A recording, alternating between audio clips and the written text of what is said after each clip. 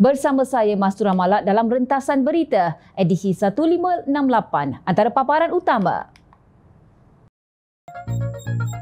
Antara pendedahan dan penipuan Wan Saiful.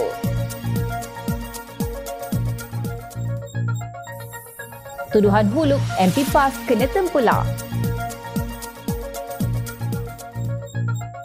Tin Milo PAS kini diagih untuk bayar hutang.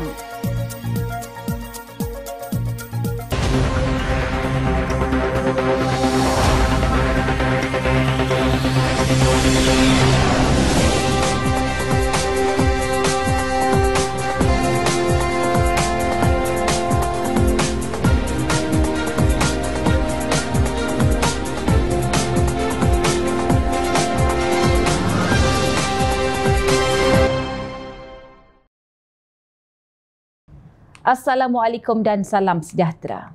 Terlajak perahu boleh diundur, terlajak kata buruk padanya. Hujung Februari lalu, suhu sesi perbahasan titah diraja di Dewan Rakyat membahang seketika apabila seorang wakil rakyat pembangkang mendakwa kononnya diugut supaya menyatakan sokongan kepada kepimpinan Perdana Menteri Datuk Seri Anwar Ibrahim. Datuk Wan Saiful Wanjan PN Tasik Gelugur ketika mendedahkan perkara itu mendakwa ugutan itu diterima ketika dihubungi beberapa pihak yang identitinya tidak didedahkan kepada umum. Rentitan itu, beliau yang juga ahli Majlis Pimpinan Tertinggi Bersatu mendakwa akur untuk mengadakan beberapa pertemuan dengan pihak terbabit antaranya di sebuah hotel di Bukit Bintang pada 17 Januari lalu. Beliau juga mendakwa ditawarkan habuan sebagai balasan untuk menyatakan sokongan kepada Anwar yang juga Menteri Kewangan, antaranya peruntukan wakil rakyat bernilai sebanyak 1.7 juta ringgit. Pendedahan Wan Saiful itu menyebabkan beberapa ahli parlimen bangkit mempersoalkan kenyataan yang didakwa sebagai bersangka jahat. Dakwa Wan Saiful, satu nama dikenali Farhan, diulang berkali-kali dalam siri pertemuan itu seolah-olah individu terbabit adalah punca kuasa bagi gerakan memancing sokongannya itu. Saya ada rekod mengenai semua pertemuan ini, jadi jangan persoalkan, nanti saya dedahkan satu persatu. Modus operandinya teliti, berjumpa di tempat tertutup dalam bilik hotel dan individu. Dan yang berjumpa saya tidak menggunakan nama sebenar, katanya dipetik Harian Metro. Pendedahan Wan Saiful itu memaksa Lee Chuan Hao PH Ipoh Timur mencelah sebelum mendesak ahli parlimen Tasik Gelugur itu membuat laporan polis jika dakwaan terbabit betul-betul berlaku, bukannya sekadar membuat persepsi di Dewan Rakyat. Cukuplah, jangan berlindung di sebalik imuniti Dewan Rakyat. Kalau berani, keluarlah buat sidang media di luar Dewan Rakyat, katanya lagi. RSN Raya PH Jelutong turut bangkit mencelah menggesa Wan Saiful membuat laporan kepada Suruhanjaya Pencegahan Rasuah Malaysia SPRM selain menyifatkan tuduhan yang dibuat itu sebagai serius. Semalam, Timbalan Speaker Dewan Rakyat Datuk Ramli Datuk Muhammad Noor menasihatkan Wan Saiful agar membuat laporan polis berkaitan dakwaan kononnya diganggu oleh pihak SPRM. Ramli berkata demikian selepas Wan Saiful mendakwa mendapat gangguan daripada SPRM yang mahu merakam keterangan berhubung ucapannya di Dewan Rakyat. Saya terus-menerus mendapat kacau ganggu daripada pihak berkuasa, terutamanya daripada pihak SPRM.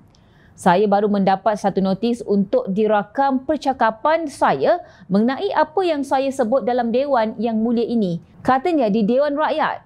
Wan Saiful membangkitkan mengenai imuniti atau kekebalan ahli parlimen daripada dikenakan prosiding sivil atas mana-mana petisyen atau usul yang dikemukakan dalam Dewan seperti yang terkandung dalam Seksyen 7 Akta Dewan Parlimen Keistimewaan dan Kuasa 1952 Akta 347.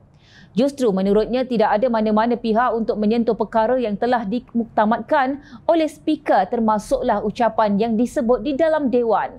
Bila ada kacau ganggu ini, bagi saya ini satu tekanan yang tidak wajar kepada ahli-ahli parlimen, katanya lagi. Sebelum ini, Ketua Pesuruhjaya SPRM Tan Sri Azam Baki berkata ia menjadi tanggungjawab mana-mana individu yang mendakwa ditawarkan rasuah untuk segera membuat laporan agar tindakan selanjutnya boleh diambil. Justru SPRM memberi tempoh seminggu kepada Wan Saiful untuk tampil membuat laporan. Sewajarnya, setiap ahli parlimen yang sudah mengangkat sumpah untuk mengangkat kedaulatan undang-undang negara harus melaporkan segera jika ada cubaan memberi sogokan kepada mereka.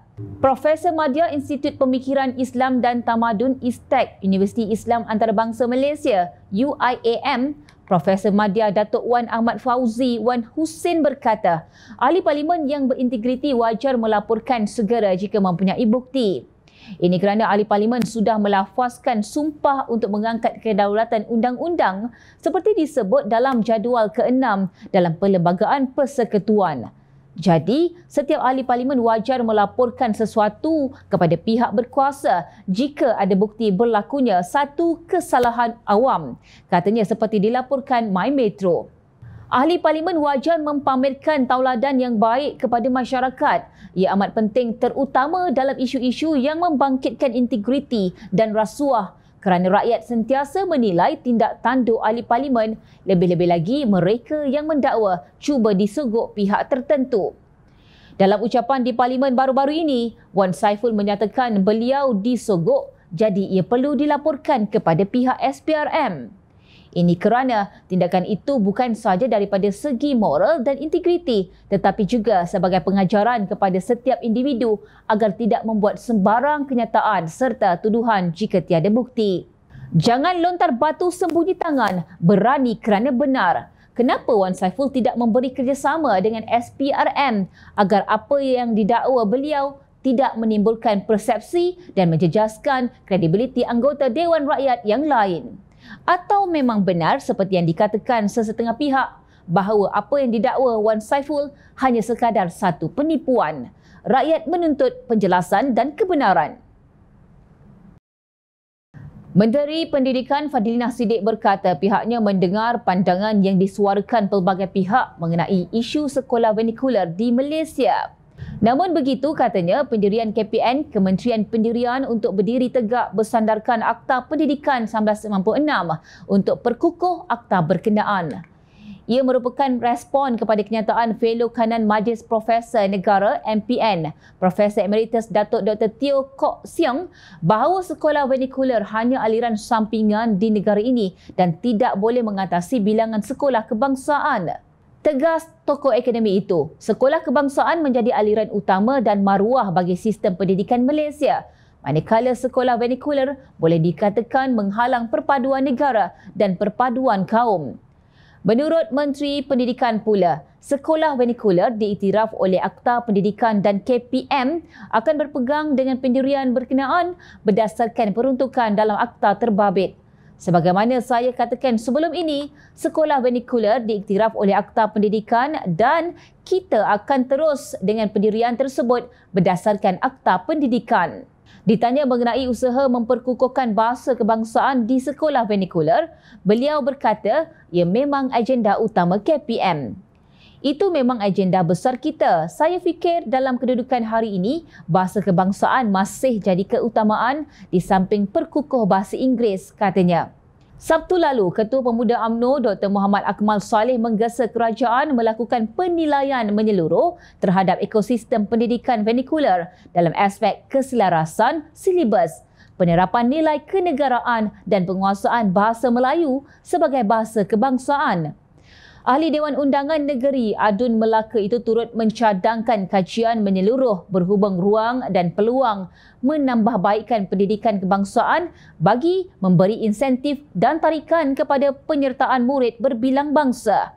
Kenyataan berkenaan kemudian dibidas bekas Timbalan Pengerusi DAP Pulau Pinang, P. Ramasamy, yang menyifatkan masalah perpaduan di negara ini bukan disebabkan sekolah berkenaan, sebaliknya oleh institusi kepartian yang membawa agenda perkauman.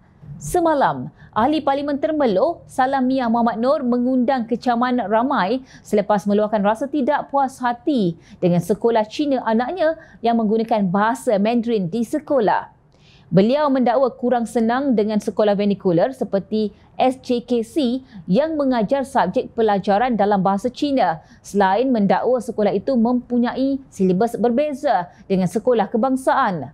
Ironinya, apa yang menjadi perdebatan dalam keadaan ahli parlimen PAS itu tidak selesa dengan penggunaan bahasa Mandarin di sekolah vernacular, tetapi beliau sendiri memilih untuk menghantar anaknya ke sekolah itu.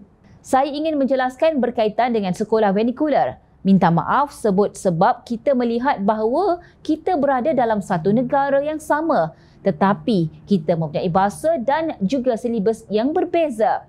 Saya menyokong bahasa Cina sebagai bahasa yang boleh dipelajari di sekolah. Anak saya sendiri belajar di sekolah Cina, tak marah itu. Tapi saya kurang senang, tak selesa bila kita dalam satu negara yang sama, kita ada bahasa lain yang berbeza. Sains dalam bahasa Cina, bahasa Tamil, begitulah seterusnya. Katanya ketika bertanya soalan kepada menteri.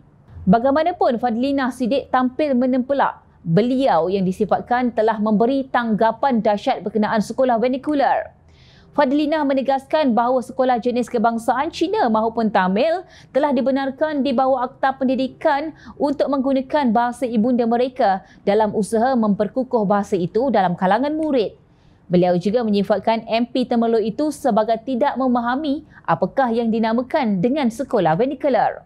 Saya ingin membuat penjelasan sedikit kerana saya melihat kekeliruan dan tanggapan MP Temerloh ini sangat dahsyat kerana beliau tidak memahami apakah yang dinamakan sebagai sekolah vernacular itu. Yang berhormat, sekolah vernacular ini adalah sekolah yang telah pun diiktiraf di bawah Akta Pendidikan yang mana antara lain adalah untuk memperkukuh bahasa ibunda mereka masing-masing di sekolah tersebut. Jadi, tidak ada isu langsung bahawa sekolah ini ada masalah ataupun mengikuti silibus yang berbeza. Silibus KPM, mana ada silibus yang berbeza? Tegasnya lagi. Nampak atau tidak, dalam isu apa sekalipun, pembangkang tetap akan menggunakan persepsi dan sentimen untuk membuat kenyataan yang menjurus kepada fitnah dan naratif jahat. Tuduhan yang bersifat hulu sewajarnya tidak dibawa ke dalam Dewan Rakyat. Ia dilihat keterlaluan, cukup-cukuplah dibawa ke Dewan Rakyat kalau tidak ada fakta yang jelas atau bukti yang kukuh. Usaha jahanamkan kemuliaan Dewan Rakyat dengan mempersoalkan yang tidak berapa cerdik dan membuat kenyataan yang memperlihatkan bahawa ahli parlimen malas membuat kajian. Hanya sembrono dalam berbicara, kononnya soal rakyat, tetapi hakikatnya lebih menjurus kepada provokasi. Kalau kail panjang sejengkal, lautan dalam usah diduga, risau nanti tidak tahu nak letak muka. Jika anda masih ingat Januari tahun lalu, Pesuruhanjaya PAS Perak Haji Razman Zakaria pernah menegaskan bahawa budaya derma telah menjadi darah daging dan sebati dalam perjuangan ahli PAS. Katanya mungkin mereka yang biasa bergelumang dengan rasuah melihat setiap pemberian itu bermaksud kepentingan diri. Namun bagi PAS dan ahlinya, setiap sumbangan derma bermatlamat akhirat dan rasuah adalah sesuatu yang keji di dalam Islam. Menurut Razman, PAS Perak juga baru-baru ini melancarkan kutipan derma untuk membeli kenderaan pacuan 4 roda bagi kegunaan Jabatan Amal menghadapi musibah dan bencana yang seringkali melanda negara. Katanya di seluruh negara rakyat akan bertemu dengan markas-markas PAS hinggakan peringkat cawangan. Semuanya milik parti dari sumbangan ahli. Jadi tidak hairanlah PAS dikenali dan dilabelkan sebagai parti Tin Milo. Terkini, PAS merayu ahlinya menghulurkan sumbangan bagi membiayai perintah pembayaran oleh mahkamah terhadap akhbar parti itu, Harakah. Setiausaha Agungnya Datuk Seri Taqiyuddin Hassan berkata, mahkamah telah memerintahkan PAS membayar tuntutan samaan daripada bekas pencetak akhbar Harakah NAJ Press Resources M. Sedia Berhad berjumlah sebanyak RM656,233.69. Menerusi kenyataan pada 5 Februari yang kembali tular, Taqiyuddin berkata, semua peringkat PAS negeri, kawasan dan dewan-dewan pusat menghulurkan sumbangan. Keputusan yang dicapai dalam mesyuarat jawatan kuasa kerja PAS pusat yang dipengerusikan Presiden Tan Sri Abdul Hadi Awang itu dibuat bagi mengelakkan tindakan undang-undang seterusnya dikenakan terhadap parti dan Harakah jika bayaran tersebut gagal dilunaskan segera. Sehubungan itu, Badan Perhubungan PAS Negeri dan Wilayah Persekutuan dikehendaki menghulurkan sumbangan sebanyak RM5,000. Sementara itu, Dewan-Dewan Pusat iaitu Dewan Ulama PAS Pusat, Dewan Pemuda PAS Pusat, Dewan Muslimat PAS Pusat, Dewan Himpunan Penyokong PAS DHPP dan Sidang As-Sabikun perlu memberi sumbangan berjumlah sebanyak RM4,000. Sumbangan bernilai RM3,000 pula daripada setiap PAS kawasan. Sesungguhnya sumbangan ini sahaja yang akan menjamin kelangsungan wadah dan menyelamatkan medium PAS iaitu Harakah yang telah memainkan peranan sejak sekian lama membantu perjuangan ummah yang diterajui oleh PAS khususnya dalam bidang tarbiyah, dakwah dan siasah, kata Taqiyuddin di Lapor Harapan Daily. Beliau yang juga ahli Parlimen Kota Baru berkata segala sumbangan bagi tujuan tersebut boleh didepositkan terus ke akaun parti itu dengan meletakkan rujukan sumbangan Selamatkan Harakah. Tambahnya lagi, sumbangan seboleh-bolehnya dihulurkan sebelum atau pada 28 Februari lalu. Untuk rekod, Mahkamah Session Kuala Lumpur pada 5 Disember 2023 telah memerintahkan PAS membayar sebanyak RM656,233.69 kepada bekas pencetak akhbar Harakah NAJ Press Resources M. Sdn Bhd yang menuntut baki bayaran perkhidmatan mencetak. Perintah itu dibuat selepas membenarkan permohonan NAJ Press selaku plaintiff untuk mendapatkan penghakiman terus kepada tuntutan samannya terhadap PAS. Kes saman tersebut menyaksikan NAJ Press turut menamakan Taqiyuddin selaku Setiausaha Agung PAS dan penerbit akhbar Harakah Galeri Media Serbanika Sdn Bhd sebagai defendant kedua dan ketiga. Dalam writ saman dan penyataan tuntutan difailkan pada 11 Julai 2023, NAJ selaku plaintiff mendakwa ia beberapa kali membuat tuntutan terhadap baki bayaran perkhidmatan untuk mencetak akhbar Harakah. Plaintiff mendakwa ia juga menghantar surat tuntutan bertarikh 3 April 2019 untuk menuntut baki bayaran tersebut. Defendant kemudian melalui surat bertarikh 8 April 2019 mengakui jumlah tunggakan dan berjanji untuk melunaskan bayaran tetapi gagal berbuat demikian. Plaintiff berkata ia kemudian menghantar surat peringatan kepada PAS dan Harakah bertarikh 5 Ogos 2019 melalui Taqiyuddin selaku Setiausaha Agung parti bagi menuntut tunggakan baki bayaran itu. Walau bagaimanapun, semua defendant masih gagal berbuat demikian. Isu tuntutan hutang tertunggak bekas syarikat pencetak Harakah sepatutnya boleh diselesaikan sekiranya ada pemimpin PAS serius untuk menyelesaikan masalah berkenaan tanpa menadah Tin Milo. Jika ada keinginan di pihak pimpinan PAS, banyak pilihan yang boleh diambil oleh parti berkenaan bagi mengumpulkan sumber keuangan. Salah satu daripadanya yang boleh difikirkan ialah menjana modal melalui penjualan nombor plet kenderaan VIP yang kini digunakan para pemimpin PAS. Menurutnya, umum mengetahui ramai pemimpin PAS mempunyai kenderaan mewah yang dihiasi dengan nombor pendaftaran bertaraf VIP dan bernilai tinggi. Hasil jualan atau lelongan nombor-nombor plet tersebut walaupun mungkin tidak dapat menembus keseluruhan hutang, paling tidak bolehlah melunaskan sebahagian daripadanya. Tindakan ini bukan sahaja menjadi langkah proaktif bagi mendapatkan sumber keuangan dengan cepat dan mudah, malah boleh dicontohi ahli PAS dalam usaha mendidik mereka memahami erti pengorbanan. Bukankah walaun akan berbuat dan berkorban apa sahaja untuk PAS? Jangan hanya kuat menjerit tentang Islam semasa pilihan raya sahaja, tetapi parti dan pemimpin PAS sendiri tidak mengamalkan apa yang dilalak. Ketika isu ini dipaparkan media, rakyat kini dipersilakan menilai sejauh mana kemampuan serta kesungguhan parti itu dalam isu urus takbir yang baik. Hutang yang hendak dibayar atas kesilapan tabir urus pimpinan, kini Tin Milo pula yang diarak untuk disumbat dengan duit daripada akar umbi dan para penyokong. Bagaimana PAS nak tabir negara jika fenomena Tin Milo masih diangkat menjadi agenda utama oleh mereka yang kononnya sentiasa berurat leher membangkitkan isu nilai ringgit dan ekonomi negara? Ingat, nilai hutang yang ditinggalkan oleh kerajaan Tebuk Atap selama 33 bulan pentadbiran bukan kecil-kecil anak. Apabila Perdana Menteri Datuk Seri Anwar Ibrahim sedang bekerja keras untuk melunaskannya, mereka pula yang bising nak menjadi langau. Wang rakyat disakau bukan sedikit. Jana wibawa menjadi lubuk duit dan kini anak menantu entah ke mana. Di mana suara Tan Sri Abdul Hadi Awang tentang isu ini? Membisu 1000 bahasa, dikemam semahu mungkin asalkan kesalahan rakan sebantalnya tidak kedengaran. Inikah pimpinan Islam yang dipuja walaupun kononnya memperjuangkan Islam? Negara hampir hancur dek pimpinan kurang cerdik. 33 bulan makan gaji buta dan jago ponteng sidang parlimen. Jangan ingat rakyat lupa semua itu. Rakyat sentiasa memerhati.